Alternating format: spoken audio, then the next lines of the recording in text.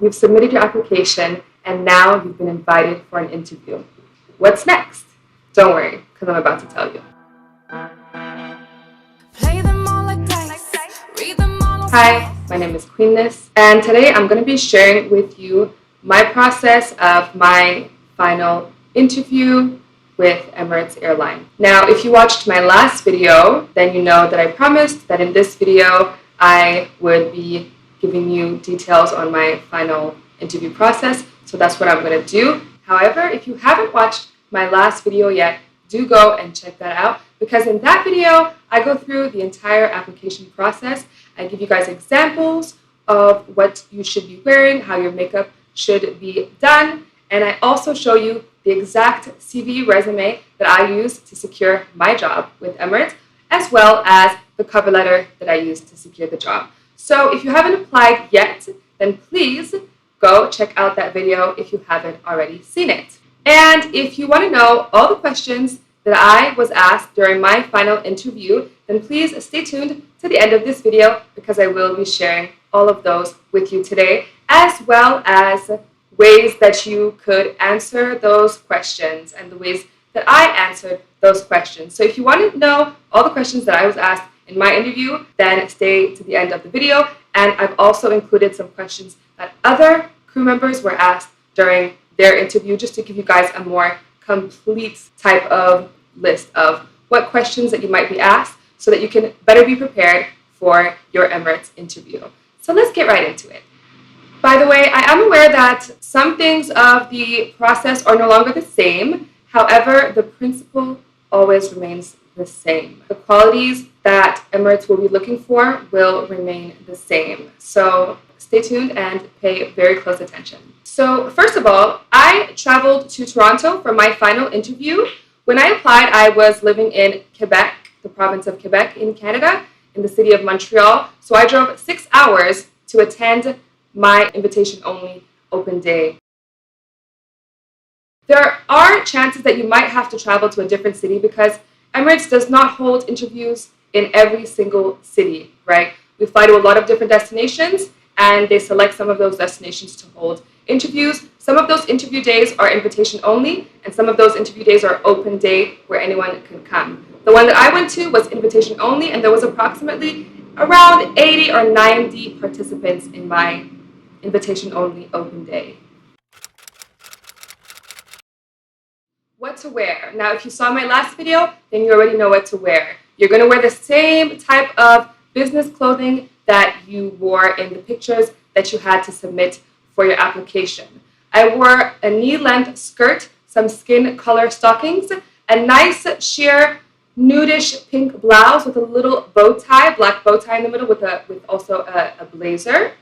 And you can also wear pants. Obviously, the men are going to wear pants, but make sure that if you're going to wear a pants suit set or whatever the case may be, just make sure that it's not too tight. And if you're African American, black, or you have like a more curvy figure, then you're going to also want to hide your figure. Unfortunately, they're not looking for people that have big booties, big hips. So if you do have big booty, big hips, then you're going to want to wear something that's kind of like a blazer that's kind of draping over your booty, over your hips, to kind of like minimalize your curviness. Now, as soon as I stepped into the venue where they were hosting the Emirates interview, I behaved as if someone from Emirates was watching me and was watching everything that I did. That's how I conducted myself. So the way that I interacted with people was very kind, open. If anyone needed help, I would help them. I basically just behaved in a way that someone would behave if, someone had their eye on you. Because it is possible. You don't know who's watching you. You don't know if the recruiter's watching you from another room, if the recruiter's watching you on camera. So you don't know if there's any undercover crew that are there to also help with the selection process. So I would recommend the best thing to do is, as soon as you step in, behave as though your interview has already begun and someone has their eye on you. Be on your best behavior. Don't go off in the corner and hide and try to be unsociable. This is a job where you're going to have great social skills. You're going to have to talk to so many different people from different cultures, from different countries. You're going to have to be a sociable person, and as soon as you get in is the time where you need to showcase that. So be free, be open, talk to your fellow participants, talk to your fellow applicants, and really integrate yourself in that group. Before the interview process starts, they give you a little presentation where they let you know that only 5% of applicants make it. So obviously you need to behave like you're already in that 5%. You need to have that 5% mindset. After the presentation, we go to the front and we give our CVs and our cover letters and our photos to the recruiter, and we're separated into groups. So you go through the interview process with your group. And after every round of the interview, they put a sheet on the door, and the sheet will have numbers on it. Everyone will have a number stuck on like their chest or wherever you want to stick it. So after every round of interview, your number will be on the door, and if your number is not on the door, then you did not make it to the next round, unfortunately. So I did make it to the final round, obviously, and I'm going to share a little bit more of that with you. Now, if you don't make it through the interview the first time, or if you don't succeed your final interview the first time, don't panic, guys. You can always try again. I think there's a few months period where you should wait before you try again, but then you will have the opportunity to reapply. When I went for my open day, there was a really sweet girl that unfortunately did not make it past her final interview. She made it all the way to the end, but did not get selected after the final interview. So for the next year or so, we were going back and forth, and I was just giving her tips and tricks on how she should be answering the questions and how she could succeed in her final interview. And after about her third interview, she did, in fact, get the job. Now, I must say that her career was short-lived because, for her to get rejected 3 times, obviously her personality was probably not exactly the right fit for the role. But because I coached her so much, she was able to mold herself into what they were looking for, and she got the job. But when she did come to Dubai, within the first 3 months of employment, she did start to have problems with management already. So, maybe if you do the interview more than once and it's not working out for you, you might need to take that into consideration. Maybe this isn't the right job for you. Maybe you don't have the right social skills for this job. Maybe it's not the right fit for you. So really take a look at yourself. I know you might really want this job, but is it really the right fit for you? Now, during the interview process, before you get separated into groups, they will take your height measurements. So if you lied on your resume, they will find out on your open day, and they'll make you take off your shoes, and they're going to make you reach. So be honest, and if you're not the required height, then don't bother applying. If you're like a little bit shorter, then you might be able to kind of finesse the system, but if it's more than like an inch, then don't waste your time and don't waste the recruiter's time. If you don't know the height requirements, I did mention all of that in my last video. Go and check that out for more information. And the information can also be found on the Emirates website under careers, cabin crew. All the requirements are shown there as well.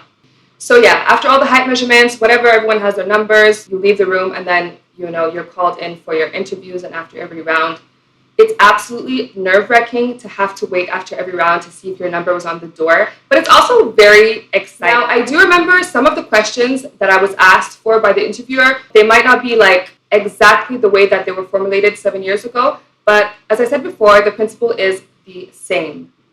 Thank you, Amy. But I do want to say that it's all about your manner of approach to the question. That's more important than if you have the right answer or anything else. The way that you approach the question and the situation is far more important than anything else. Obviously, your answer has to also make sense, right? But your manner of approach, very important as well. So focus on your demeanor whilst answering the question and while explaining your point of view. Now, let me just give you a little example. At one point, the recruiter told us that the following question, we would have, I think it was maybe 7 minutes to answer the question. And she said, who would like to be the timekeeper? Now, I had already watched so many videos on the interview process, so I already knew that this was my opportunity to A, volunteer to be the timekeeper, show that I can be a good leader, and also that I could keep time and remind everybody how much time was left and when time was running out. And B, I would stand out because only one person can really volunteer, right, for every round of questions. So in my group, I felt like I would stand out if I had the opportunity to volunteer. And I was lucky enough, I was the only one who volunteered, and I got it very easily, and I kept the time. And that question was like a customer service question, who's right, who's wrong. And I participated in the round as well and tried to answer the question as best as I could. But like I said before, it's not really about the answer. It's about your perception and the way that you approach the problem. that the recruiter has laid out in front of you. If you're able to follow regulations, if you're able to communicate well with your fellow members in your group, if you're able to communicate without getting upset or having an attitude. Do you get upset when people don't agree with you? Those are some of the things that they're going to be paying attention to. So you want to make sure that you hold a calm demeanor the entire time. You're focused, you're engaged with your fellow applicants, and you're trying to solve the problem as peacefully and as sensibly as you can. At the end of that question, we didn't even all come to an agreement because that question actually had multiple correct answers depending on your point of view. And what they were really looking at was, I think, the way that you answered the question, as I've said before. The reason I'm stressing this is because it's really important, guys. Don't focus so much on getting the correct answer. Focus on the way that you're answering the question. And if you're a timekeeper, it's very important to follow through with timekeeping. Don't get caught up in the conversation and forget that you're keeping time now. Don't do that now. That almost happened to me, but no, I was alert and focused. Don't forget that you are the timekeeper. Participate and keep time. You have an added responsibility because you volunteered. Focus, get it done right, okay? When time is running out, let your group know. Hey guys, we've got 30 seconds left, or we've got 3 minutes left, or whatever the case may be. Try to give them timers. You know, every time like 2 minutes pass by, just be like, hey guys, 2 minutes have passed by. You guys have 4 minutes to continue solving this problem, or whatever, you know, the case may be. Be very active, be proactive, show that you have some leadership skills, show that you work well in a group, show that you're calm, cool, and collected. You got this, you deserve to be there, and you deserve that position. So have some confidence, be bold, be polite, be respectful. This is not the time to state any strong opinions that you might have, because that obviously might damage your chances of moving forward to the next round. If you have any strong opinions, keep those to yourself. Also, you should be able to demonstrate that you can follow rules and regulations. So whenever you're in your group trying to solve that question, just make sure that your answer and your solution aligns with the rules and regulations that you're aware are currently in place. Be really nice to everyone, guys. Be super open, be super friendly. There should be absolutely no reason for you to get upset on this open day or to show that you're upset. If you are upset, nobody should know it. No one.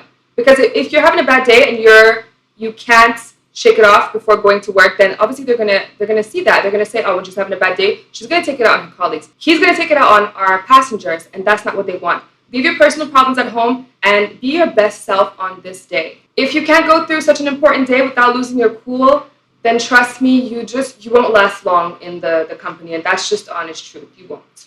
So just to recap everything, be really kind, be polite, behave like someone is constantly watching you, be on your best behavior, try to stand out, find other ways to stand out. My way to stand out was to be a timekeeper, which definitely worked for me, but we can't all be timekeepers. So find different ways to stand out, because these interviewers do this every day. They see thousands and thousands of people. So find a way that you can positively distinguish yourself from the rest of your fellow applicants. Now, my experience for the open day was, I think it was really a pleasant experience. And like I said in my last video, on my final interview, my interviewer actually told me, like, you're going to get this job.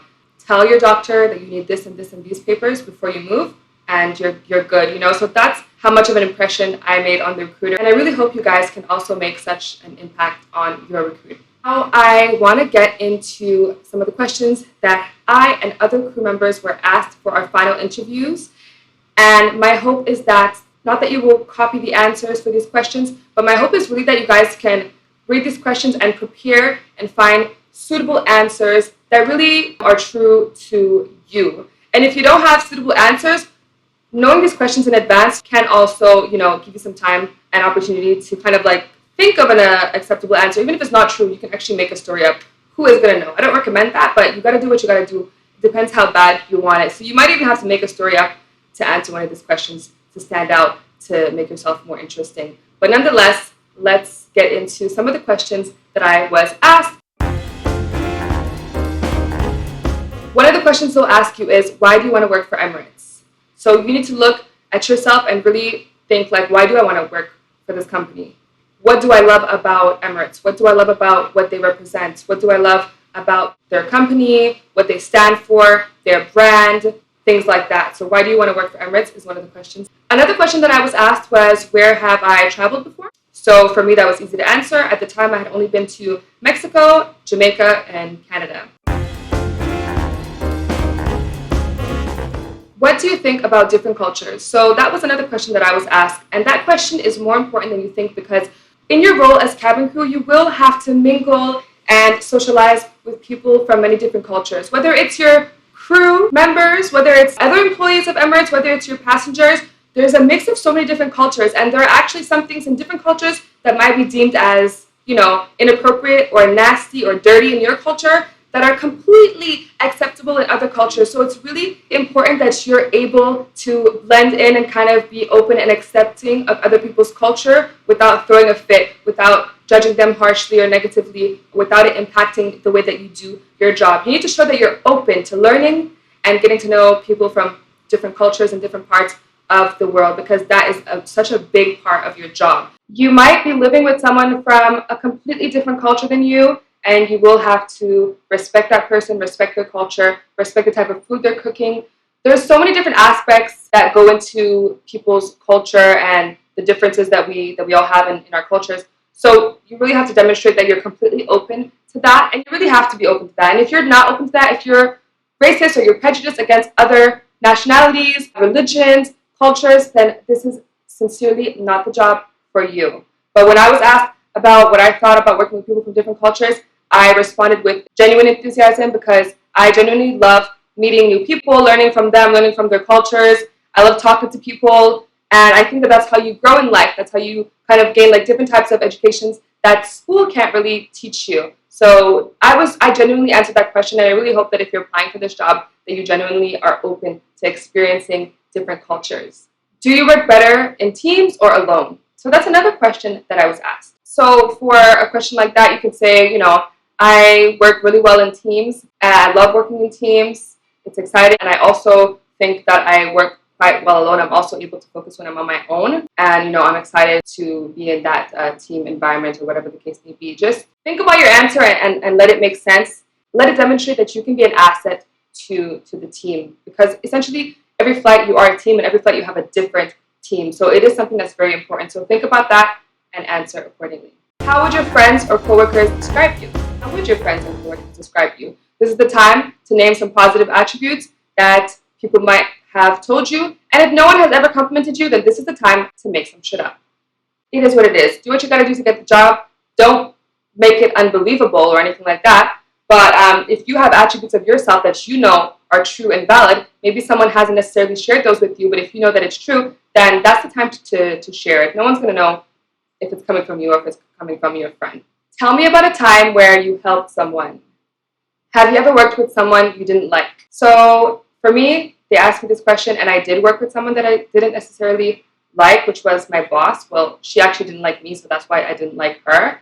And the way that I explained it was kind of like, I was made aware that, she didn't like me or whatever, and then I addressed the situation head on, and I fixed the issue, and we no longer had an issue. The way that I addressed the issue was peaceful, from a problem-solving point of view and not like a personal point of view. And I also remained professional at all times. I don't have to like you to work with you, and I don't have to like you to conduct myself in a professional manner. That's completely irrelevant whether I like you or not. So the focus of this question is really can you stay professional even if you don't like the person, which is really important because you will be working with different people every day, and you're not going to like all of them, and they're not all going to like you. Tell me about a time you had to deal with a coworker that wasn't doing his or her fair share of work. Now, if you've ever worked with somebody who's lazy, then you know that this can really be frustrating. But the way you want to answer this question is, A, you talk to the person first, you try to sort it out with your colleague in a respectful manner, and if that does not work, then you take it to the higher ups and you ask for help. That's the way that I answered that question. Tell me about a challenge that you faced and overcame at work. So for me, I don't remember how I answered this question, but the way that I would answer it is just being genuine. We've all had issues at work before, right? Nobody's perfect, and in whatever way that you sorted that out, just make sure that it's professional, in a polite way, in a professional way, and with harm to none. Tell me about a time where you resolved a conflict is another question that you might be asked. Why should I hire you is also another question that you might be asked. Would you say that you can deal with high pressure situations easily? Because this is a high pressure job, this is a very important question. So think about that. How will you be able to cope with working long shifts? How will you be able to cope with working long shifts? The reality of this job is you will be working extremely long, tiring hours. How will you cope? You'll manage your rest.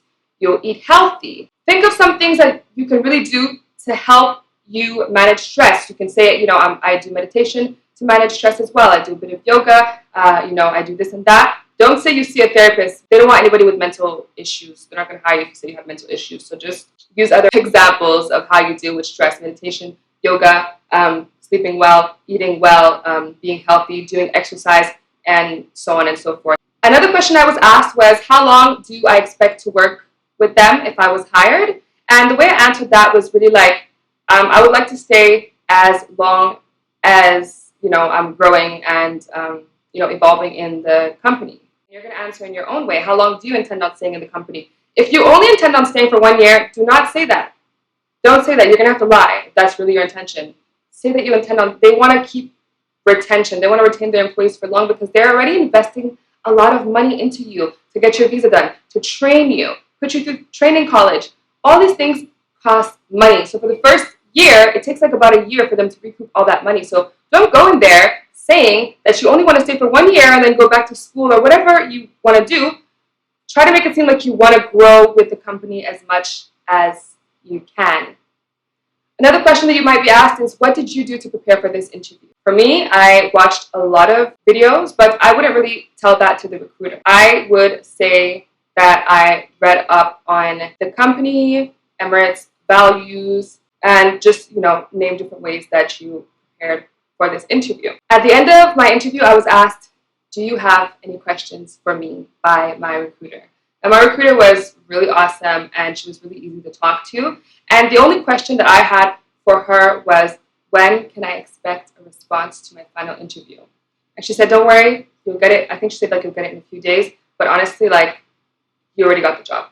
That's what I was told. So that's the question that I had. And it is a good question because you can kind of gauge in that moment what the interviewer thought about you and what the interviewer thought about your interview.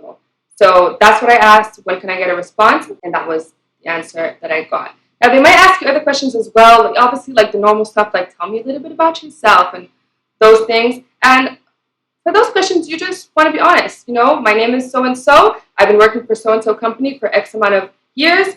And I am really looking forward to, my new role as cabin crew, whatever the case may be. Try to keep it as professional as you can. You don't want to give too much personal, irrelevant details. The details that you should be mentioning in this interview should sort of correlate or, help or be, helpful or relevant to your job role as a cabin crew.